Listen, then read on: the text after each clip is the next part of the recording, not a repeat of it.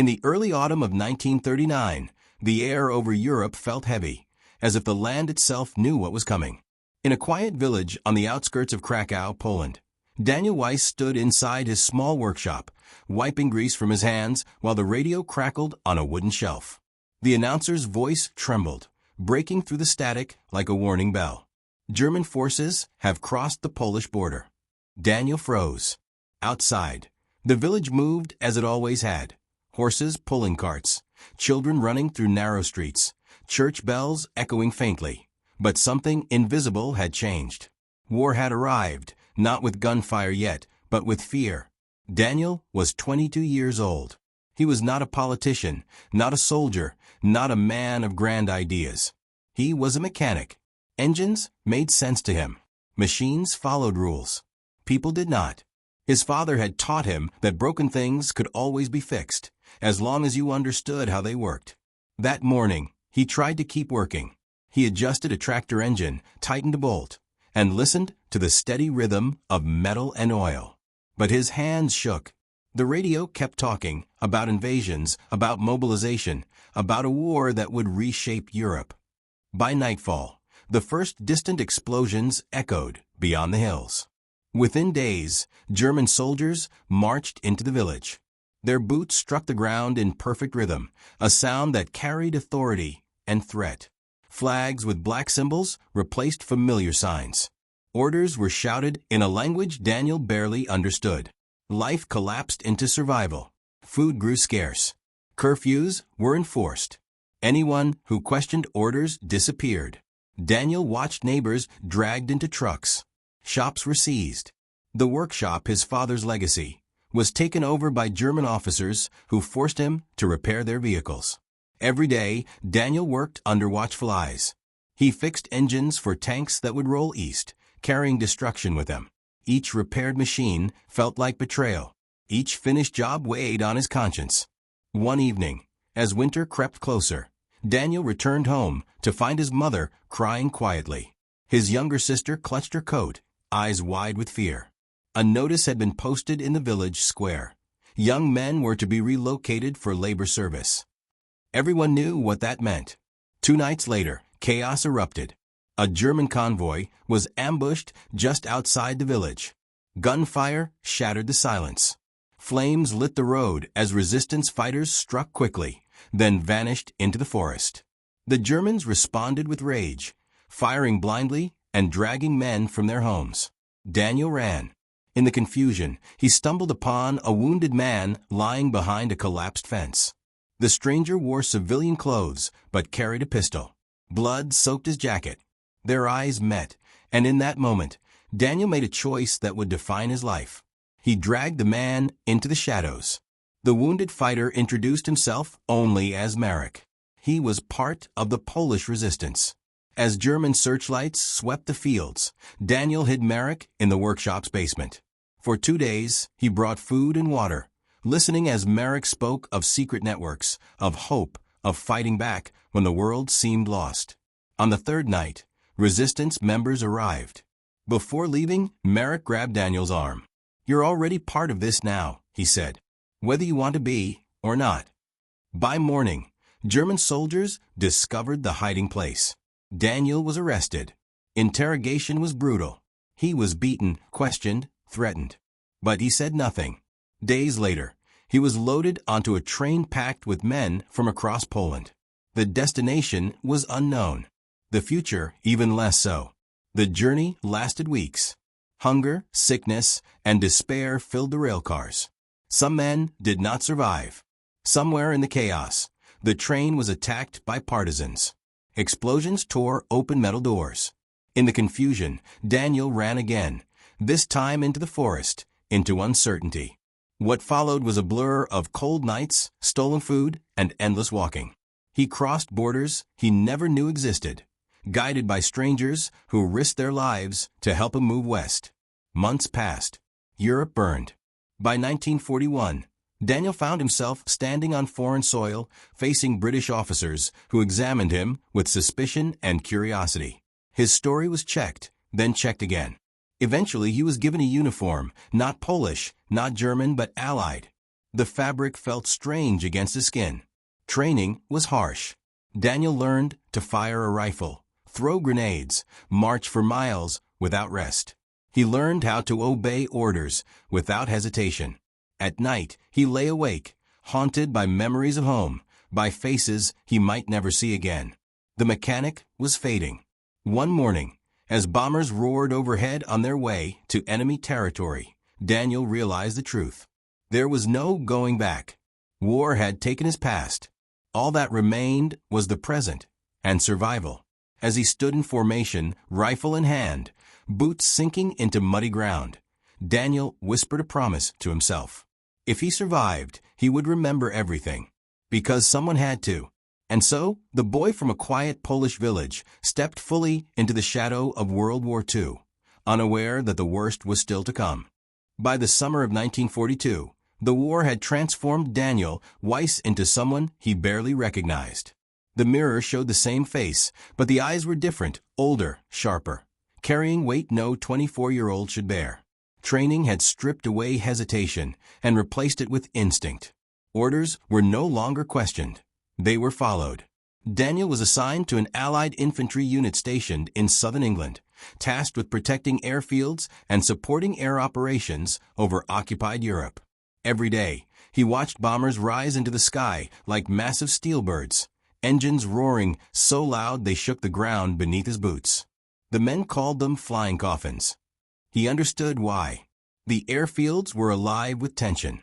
Pilots smoked endlessly, laughing too loudly, pretending tomorrow was guaranteed. Ground crews worked with desperate precision. Everyone knew the odds. Some planes would not return. Daniel's unit guarded the perimeter, patrolled nearby villages, and stood ready for emergencies. It was quieter than the front lines, but the danger never truly left. German reconnaissance planes occasionally appeared, and the threat of sabotage lingered like a shadow. One afternoon, sirens screamed across the base. Enemy fighters incoming. Daniel looked up as dark shapes sliced through the clouds.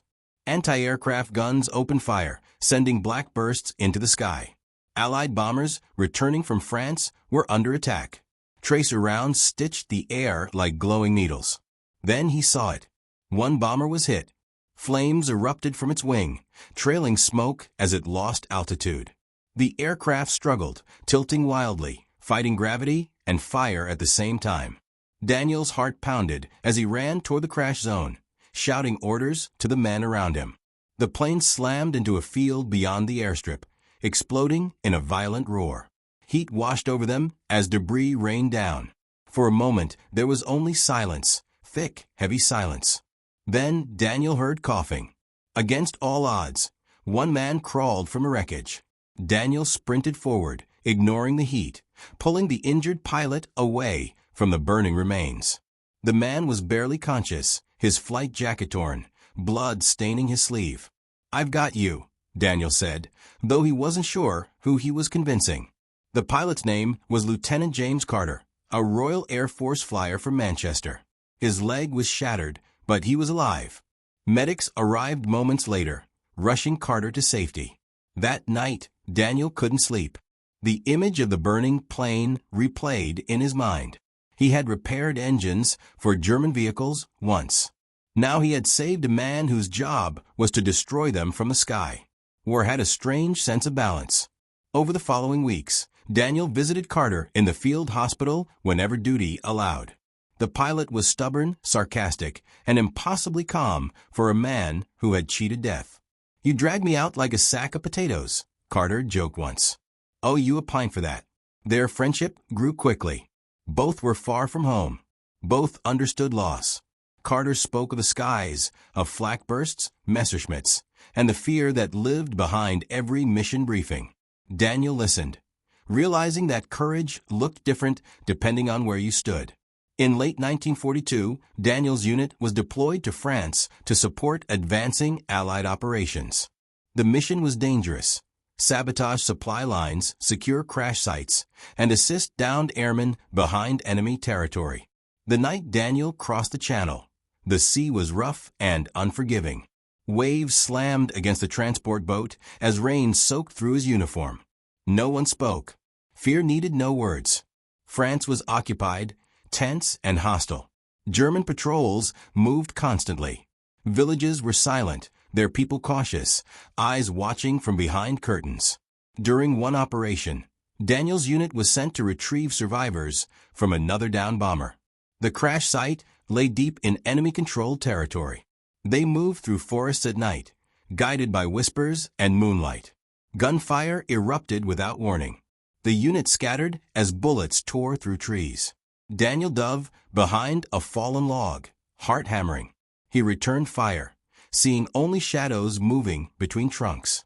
The firefight felt endless, stretching time into fragments of noise and terror.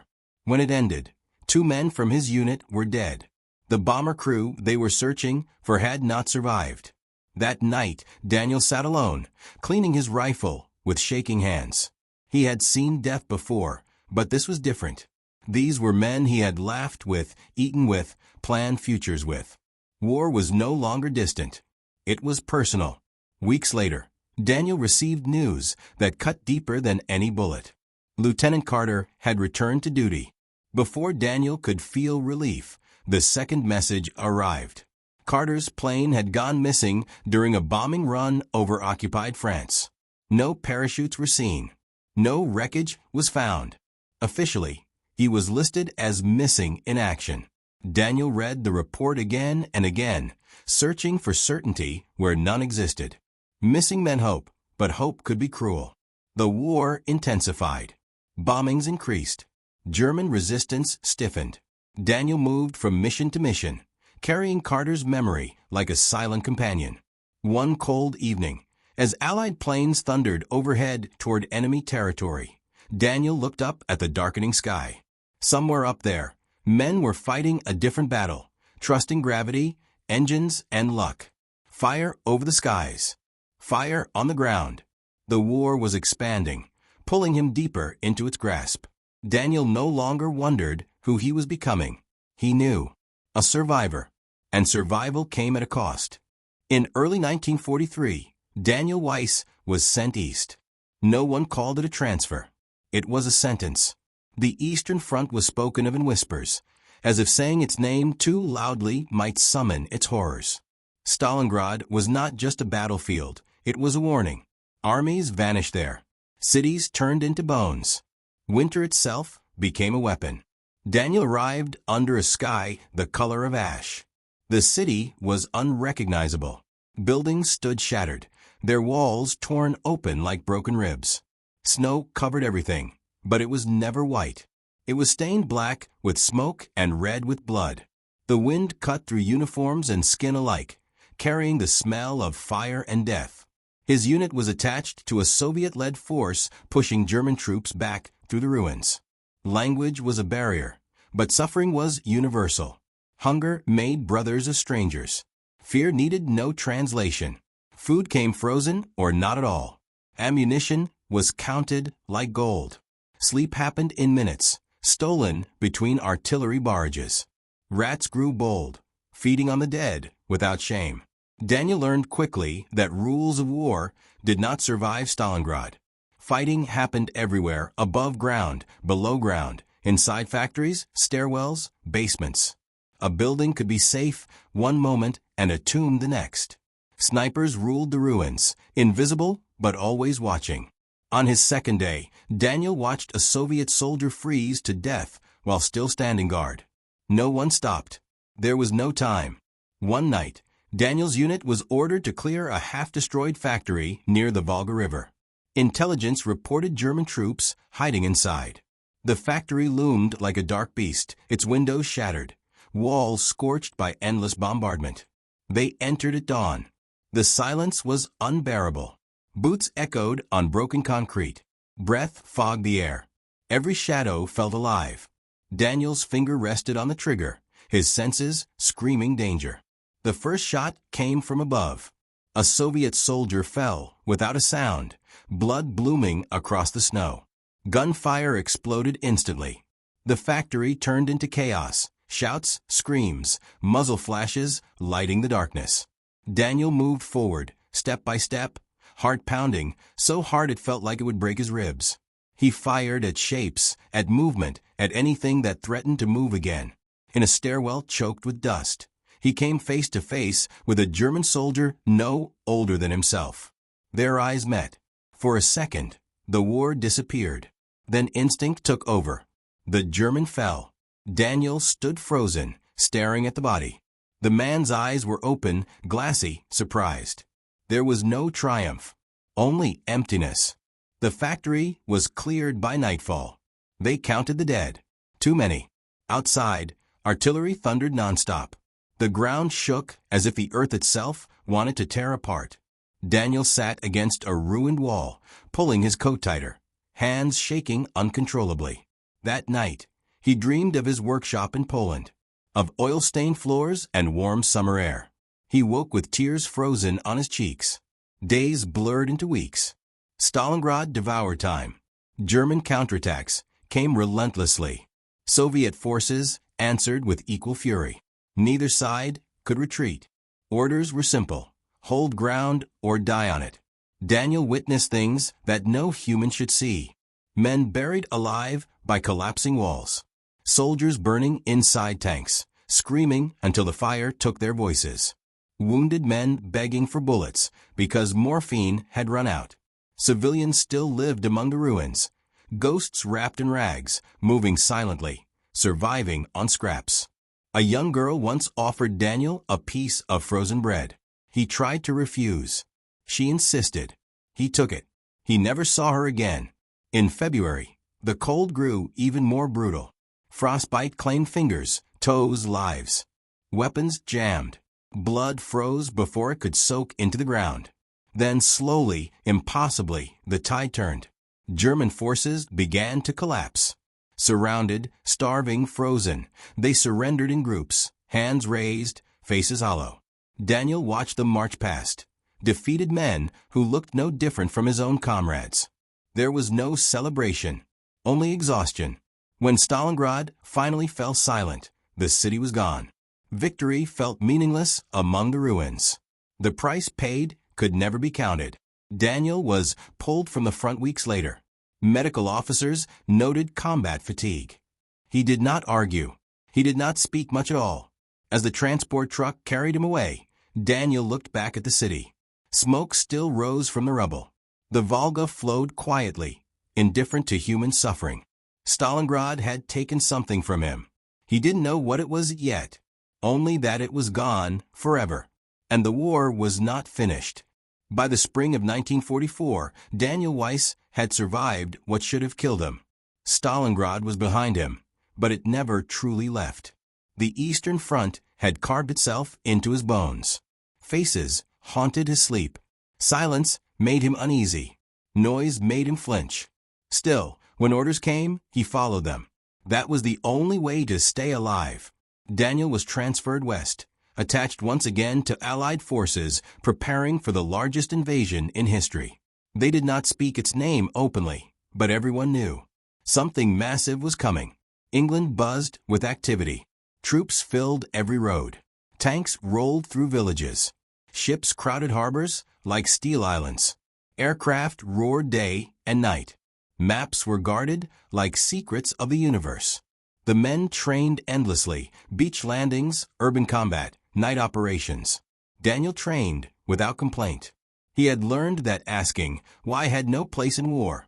On the night of June 5, 1944, Daniel sat with his unit inside a transport ship rocking violently in the channel. Rain lashed against metal walls.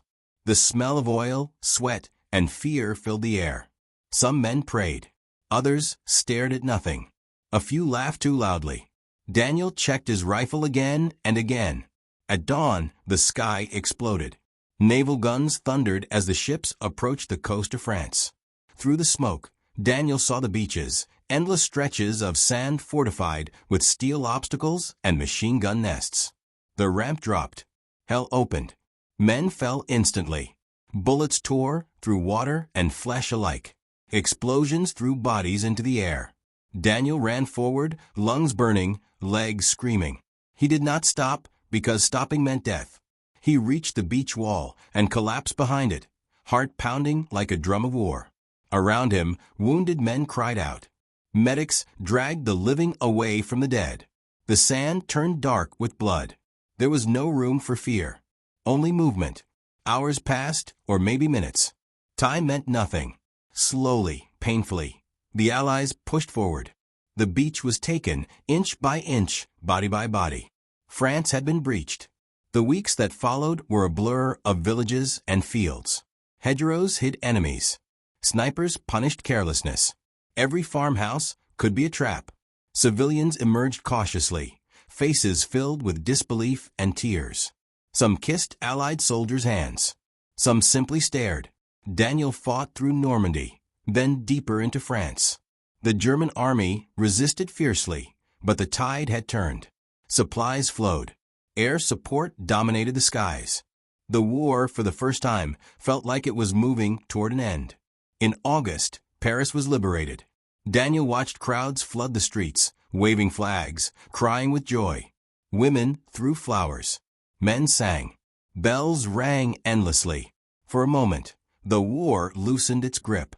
But it never let go completely. During a support mission near the German border, Daniel received news that reopened an old wound. Lieutenant James Carter's aircraft had been identified. It had crashed months earlier during a bombing run. No survivors. The report was brief. Final. Daniel folded the paper carefully and placed it in his pocket.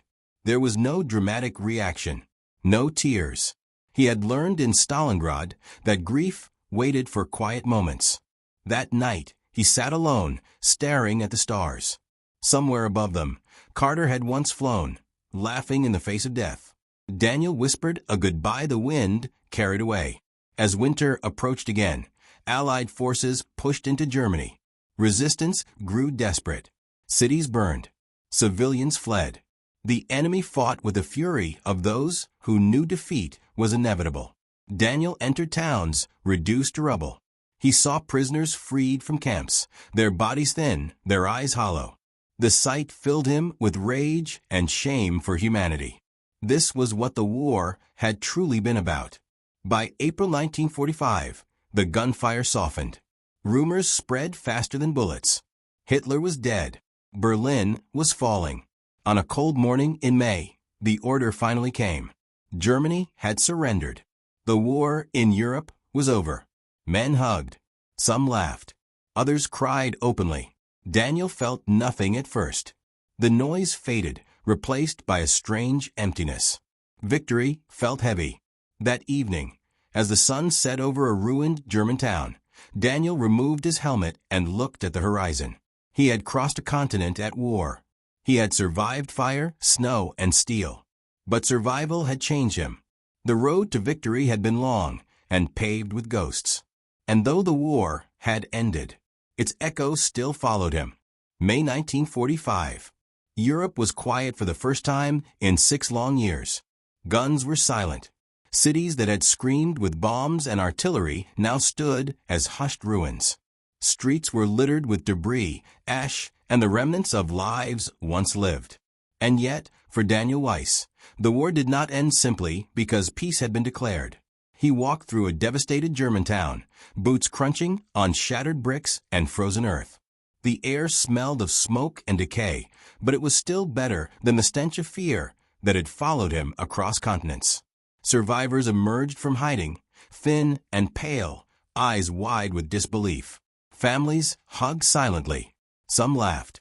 Some screamed. Daniel kept walking, his rifle slung over his shoulder, mind-numb. The news had come slowly, piecemeal. Cities surrendered. Soldiers laid down arms. Hitler was dead. The Third Reich had fallen. Yet for all the victory, there were no parades, no songs for Daniel. The war had taken too much, and the losses were too personal. His thoughts turned to Poland, to the village where he had grown up, where his family had lived. He had survived Stalingrad, Normandy, and the endless battles in between, but he did not know if his mother, sister, or father had survived. The thought of returning filled him with both hope and dread. Weeks later, Daniel arrived in his homeland. The village he had known was gone. Buildings had crumbled. Fields were burned. Where laughter once echoed, only silence remained. Among the ruins, he found a few familiar landmarks, a broken church steeple, a scorched oak tree, a collapsed well, but no family. Only memories lingered, fragile and painful. Daniel wandered through the village like a ghost. Faces flashed in his mind: Marek, the resistance fighter he had helped; Lieutenant Carter, the pilot who never returned; the girl who had given him frozen bread in Stalingrad. Each one was a reminder of the cost of survival. He had been spared, but at what price? The war had changed him. His hands, once skilled at fixing engines, were now skilled at survival. His heart, once warm and full of dreams, had hardened in the face of endless loss. He no longer recognized the man staring back from his reflection. He had become a soldier, and yet he was still only Daniel Weiss, a boy who had once dreamed of simple things: family, work, peace. In the months that followed, Daniel moved to England, where Allied forces offered opportunities for displaced soldiers. He set up a small repair shop, returning to the work that had once been his life before the war. Engines, wheels, and machines became his companions. Each engine fixed, each bolt tightened, felt like reclaiming a piece of the life the war had stolen. But at night, the memories returned. He still heard the roar of bombers overhead, the crackle of gunfire, and the screams of men and women in the streets. He still saw the frozen eyes of the dead and the faces of children hiding behind ruined walls. War had left its mark not on the land alone, but on the souls of those who survived. Daniel never forgot. He spoke little of the battles, the terror, or the friends lost. People asked questions. He gave simple answers. "I survived," he would say, and let the silence speak for the rest. Years later, children came into his repair shop, curious about the old man who had fixed their bicycles and carts. Daniel would smile and show them how engines worked, telling them of gears and pistons, but never of bullets and blood. The memories remained locked away, but they shaped every word, every movement, every lesson he shared. History remembered battles, dates, and leaders. Monuments were built. Stories were written.